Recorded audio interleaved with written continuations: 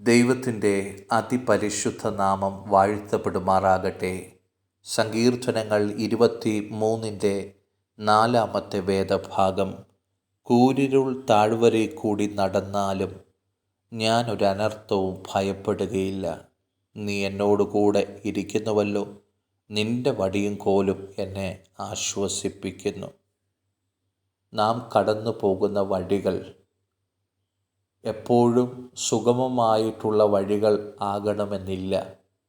അത് കൂരിരുളിൽ താഴ്വരകളും കല്ലും മുള്ളും ഒക്കെ നിറഞ്ഞ പാതകളുമൊക്കെ ആയിരിക്കാം.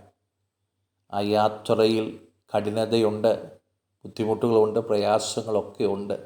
എന്നാൽ ദൈവത്തിൻ്റെ വചനം നമ്മെ ഓർമ്മപ്പെടുത്തുന്നത് ആ കൂരിരുളിൻ്റെ താഴ്വരയിൽ നമ്മൾ നടക്കേണ്ടി വന്നാലും നമ്മുടെ കൂടെ ആരുണ്ട് എന്നുള്ള തിരിച്ചറിവ് പ്രാപിക്കാൻ കഴിയുന്ന ഒരു ദൈവ പൈതലിന് ഭയപ്പെടാതെ ഒരു അനർത്ഥവും എനിക്ക് നേരിടത്തില്ല എന്ന് ധൈര്യത്തോടെ പറയുവാൻ ഇടവരും എന്നുള്ളതാണ് ദൈവത്തിൻ്റെ വചനം ഓർമ്മപ്പെടുത്തുന്നത്. ഈ വഴികൾ എത്ര ദുർഘടമാണെങ്കിലും, ഈ വഴികളിൽ എത്ര പ്രതിസന്ധികൾ നിറഞ്ഞതാണെങ്കിലും, സർവശക്തനായ ദൈവം നമ്മുടെ കൂടെ ഉള്ളപ്പോൾ ആ വഴികളിൽ ആവശ്യമുള്ളത് നമ്മുടെ ജീവിതത്തിലേക്ക് ചായ്ച്ചു തരുവാൻ ആ ദൈവത്തിന് കഴിയും.